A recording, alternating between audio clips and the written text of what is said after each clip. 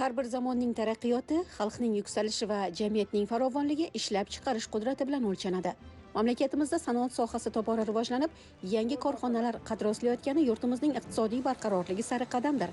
Chunki ishlab chiqarish bu mehnat, mehnat esa hayot, hayot taraqqiyotdir.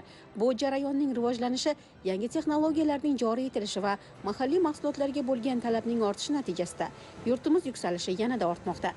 O'zbek brendi ostida ishlab chiqarilayotgan mahsulotlar nafaqat ichki bozorda, balki xorijda ham o'z xaridorini topmoqda. Kattaqo'rg'on tumanida 9 oy davomida 16 ta davlatga eksport amalga oshirilgan. Korxonalar tomonidan jami 13 million 539 ming AQSh dollari miqdorida eksport qilingan. Bu ko'rsatkich o'tgan yilning mos davriga nisbatan 198% ortig'i bilan bajarilgan. Eksport qilingan mahsulotlarning 11 million AQSh dollari sanoat mahsulotlariga, 2 million 539 ming AQSh dollari esa qishloq xo'jaligi mahsulotlari hissasiga to'g'ri kelmoqda. Bundan tashqari, G'ijduvon tajribasi asosida 7 ta mahallada 7 ta loyihalar ishga tushirildi. Loyihalarda jami 80 nafar ish o'rinlari yaratildi. So'nggi yillarda esa tumanda polimer plastmassa mahsulotlari ishlab chiqarish ham jadal sur'atlarda rivojlanmoqda. Tumandagi mana bu korxona 2018-yilda faoliyat boshlagan. Yiliga 300 tonna turli xildagi konditer mahsulotlari ishlab chiqaradi. Bu kabi korxonalar faqat mahsulot ishlab chiqarish bilan cheklanib qolmaydi, balki aholi bandligini ta'minlab, ishsiz fuqarolarga doimiy ish joyi yaratib bermoqda. Konditer mahsulotlari ishlab chiqaruvchi korxonalar respublika oziq-ovqat sanoatining muhim tarmoqlaridan biri hisoblanadi. Mehnatga kirishgan har bir ishchi nafaqat o'z oilasi, balki butun yurtning ravnaqi uchun hissa qo'shmoqda. Konditer mahsulotlari ishlab chiqaruvchi korxonalar ichki bozorni mahalliy mahsulot bilan ta'minlab, import o'rnini bosishga katta hissa qo'shmoqda. Bu esa mamlakat valyutasini tejab qoladi va milliy iqtisodiyotni barqarorlashtiradi.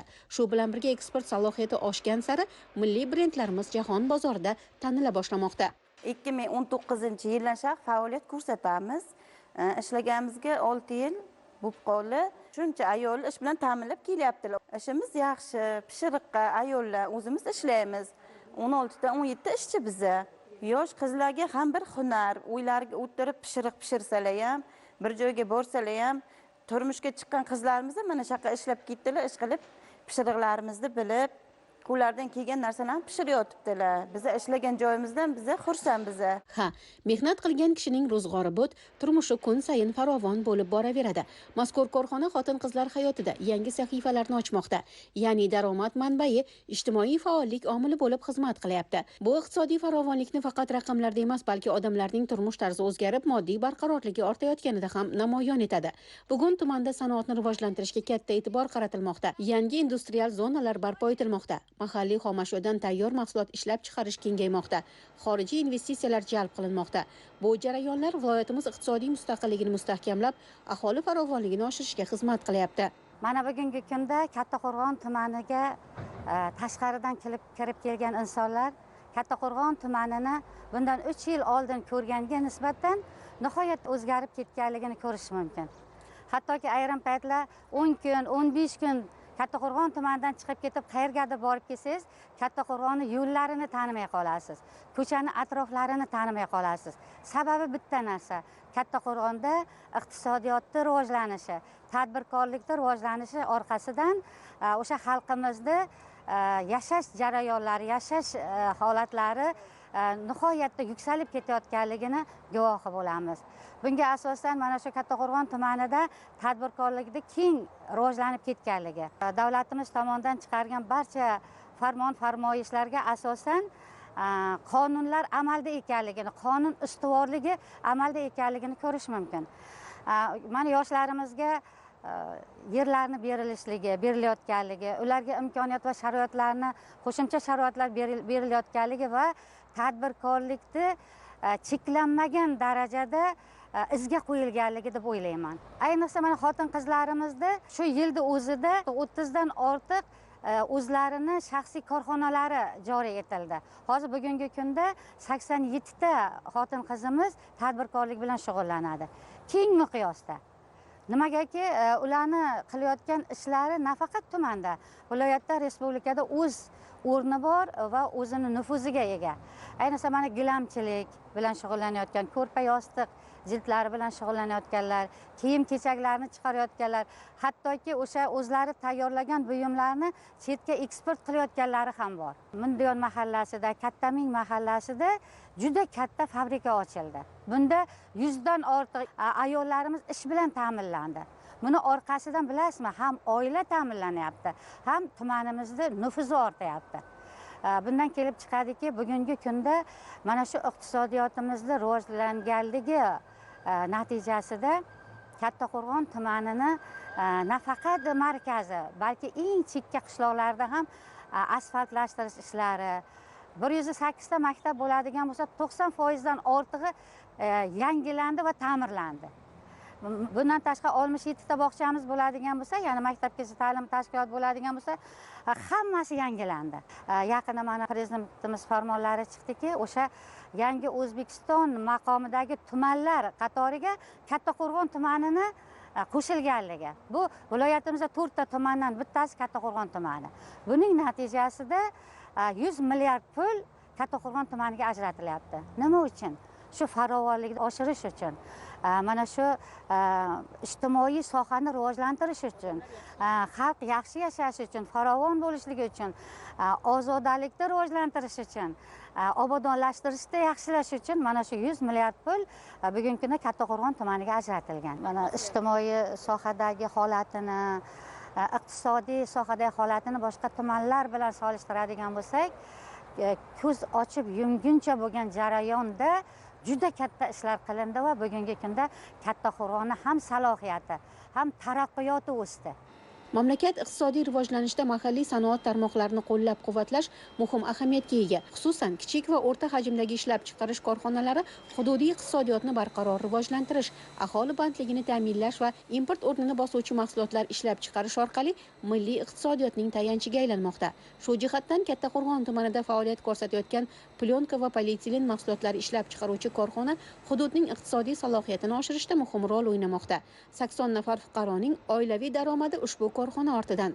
Qozog'iston va Tojikiston Respublikasiga mahsulotlarni eksport qilayotgan korxonaning yillik quvvati 3000 tonnani tashkil etadi. Plyonka mahsulotlari tumandagi issiqxona xo'jaliklari va oziq-ovqat mahsulotlarini saqlash sohasida katta ahamiyatga ega. Mazkur korxona faoliyati hudud iqtisodiyotining diversifikatsiyasiga, ya'ni sanoat tarmoqlarini rivojlantirishga xizmat qilmoqda. Mahsulotlarning bir qismi qo'shni viloyatlarga ham sotilyapti. Bu esa hududlararo iqtisodiy aloqalarni kuchaytiradi. Transport, savdo hamda xizmat ko'rsatish tarmoqlarining faollashuviga sabab bo'lmoqda. Kattaqo'rg'on tumanida yanvar-sentyabr oylari davomida 1 trillion 687 milliard so'mlik sanoat mahsulotlari ishlab chiqarildi. Bu ko'rsatkich o'tgan yilning mos davriga nisbatan 110,6% ga ortiq bilan bajarildi. Hozirda Kattaqo'rg'on tumanida 469 ta korxona ro'yxatdan o'tgan bo'lib, shundan 203 ta korxona samarali faoliyat yuritib keladi. Kattaqo'rg'on tumani sanoati asosan qurilish materiallari hamda elektrotexnika sanoatiga mo'ljallangan. Bizda bu yo'nalishda ko'plab korxonalar tashkil etilgan. Hozirda ishlab chiqarish hajmi bo'yicha Kattaqo'rg'on tumani Samarqandda 6-o'rinda ko'rsatiladi. 8 million dollardan ziyod sanoat mahsulotlari chet elga eksporti amalga oshirildi. Tumandagi sanoat korxonalarida jami 6000 dan ziyod aholi o'z bandligini ta'minlagan. Korxonalarda ishlab chiqarilgan mahsulotlar chet el davlatlariga eksporti amalga oshirib kelinmoqda. Hozirda Kattaqo'rg'onda sanoatni rivojlantirish shtablari tashkil qilingan. Shtab faoliyati sanoat korxonalariga borilib, muammolarni aniqlab, ularning yechimi bo'yicha viloyat shtabi hamda respublika shtablariga darajalaridan kelib chiqib ma'lumotlar taqdim etib borilmoqda. Yirik korxonalarning tashkil etilishi Kattaqo'rg'on sanoatini rivojlantirishga o'z hissasini qo'shmoqda. Tumandagi mana bu korxonada pilla qayta ishlanadi. Undan esa ipakli par ko'rpalar, ipak matolar tayyorlash sexi yo'lga qo'yilgan. Ushbu sexda xotin-qizlarning bandligi ta'minlanib, bir kunda 15 tagacha, bir oyda 500 tagacha, donasi 250-300 dollarlik qimmatbaho ipakli par ko'rpalar tayyorlanmoqda. 3 gektar maydonda joylashgan ipakchilik klasteri maqomiga ega bo'lgan korxona tumanning barqaror iqtisodiyotini ta'minlashga munosib hissa qo'shyapti. Dastlab mexanik uskunalar bilan boshlangan faoliyat bugun zamonaviylashtirilgan. Ipak mahsulotlari hozirda Xitoy, Eron, Ozarbayjon, Tojikiston, Pokiston davlatlariga eksport qilinyapti.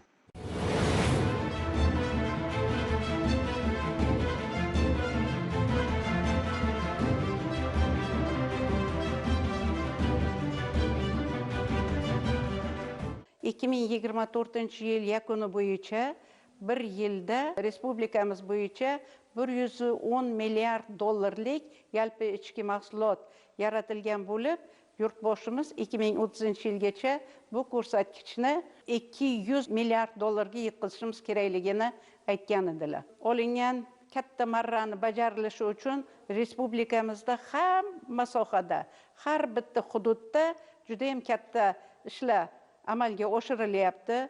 Shulardan bizani Samarqand viloyatida ham juda ham katta ishlar qilindi. Kattaqo'rg'on tumanidagi ishlarimiz ham viloyatda o'zini o'rniga ega. Sanoat sohasidagi, qishloq xo'jaligidagi yaratuvchanlik bilan yaratilayotgan yangi iqtisodiy ko'rsatkichlarning o'sayotganligi bu to'g'ridan to'g'ri katta daromad manbai bo'lib, aholi farovonligi uchun to'g'ridan to'g'ri xizmat qilayotgan ko'rsatkichlardan bittasi. Men shu jabhada xizmat qilib, korxonamizda ham bir muncha ishlar qilingan. 25-yil pillasini tayyorlash mavsumida mavsumiy 5000 ga yaqin aholi bandligi ta'minlandi. Tayyorlangan pillamizda qayta ishlash jarayonida ham doimiy 200 ta ish o'rnini yaratib olishga muvaffaq bo'lganmiz. Qachondir faqat pilla tayyorlash, ipak yigirish ishlari bilan shug'ullangan bo'lsak, bugungi kunlarda mana ipakli sharflar, ipakli tayyor mahsulotlargacha bo'lgan jarayonga yetib kelib, hattoki mana shu ipakli sharfni matosini o'zimizda korxonamizda ishlab chiqarishga muvaffaq bo'ldik. Mana bu bilan o'ylaymanki, biz tumanimizning iqtisodiyotiga yana ham o'zimizni yaxshi hissamizni qo'shamiz, aholi bandligini ta'minlab, farovonligini yana ham yaxshilaymiz. Xotin-qizlar bu korxonada mehnat qilib, nafaqat oilasi uchun barqaror daromad topmoqda, balki o'zlari uchun ham yangi imkoniyatlar yaratmoqdalar. Xotin-qizlar ish joyida o'z o'rnini topib, yangi bilim va ko'nikmalarni o'zlashtirmoqda. Orzularim shu yerda ushaldi. Ko'p orzularim bordi. Masalan, o'g'illarimni o'qitishni niyat qilardim, mashina minishni niyat qilganman, o'g'illarimga bir yaxshi joylardan kelinlar ota qilishni niyat qilganman, o'g'illarimga uy solishni niyat qilgan bo'lsam, o'sha niyatlarim hozirgi kunda peshona terim bilan erishdim. Men kabi bu yerda hozirgacha 100-150 xotin-qizlarimiz ishlashadi. Bu yerda masalan pillani qabul qilishdan boshlab, buni qayta ishlash jarayonlari davom etgan. Misol o'sha ishlarda ishlaganmiz, keyin bundan qayta ishlab chiqish jarayonida ipakdan matolar to'qish jarayonigacha borgan. Hozirgi kunda yana qo'shimcha ishlar ochilyapti. Hozir misol shu korxonamiz o'zini tumanda, viloyatda, respublikada o'rni bor. Korxonamiz qishloq ayollari uchun masalan oilasiga daromad olib kirish uchun yaxshigina maosh to'lanib keldi. O'tirgan ayol ish o'rniga ega bo'lgandan keyin u oilasiga daromad olib keladi.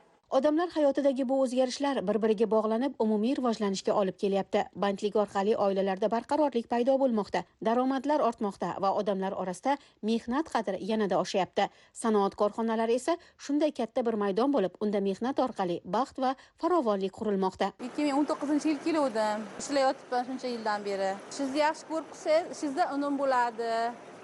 Vaqtingiz o'tganini bilmay qolasiz. Chekka hududda yaxshi ish joylari ochilgani ayollarimiz uchun yaxshi imkoniyatlar yaratilgan. Sanoat korxonalari nafaqat iqtisodiy rivojlanishning muhim qismi, balki inson hayotidagi umid, mehnat va baxt manbai hisoblanadi. Ular orqali aholi, ayniqsa xotin-qizlar barqaror bandlikka ega bo'lib, oilaviy daromadlari ortishi bilan hayot sifati yaxshilanmoqda. Kattaqo'rg'on tumanida sanoatning rivojlanishi aholi turmush darajasini yaxshilashda muhim ahamiyatga ega. Sanoat faoliyati nafaqat iqtisodiy rivojlanishni ta'minlaydi, balki mahalla va qishloqlarda ijtimoiy muvozanat va farovonlikni mustahkamlaydi. Shu tariqa tumanda sanoat orqali ham iqtisodiy ham ma'naviy taraqqiyotni rivojlantirish, odamlar hayotini yaxshilash va jamiyatda barqarorlikni ta'minlash imkoniyatlari kengaymoqda.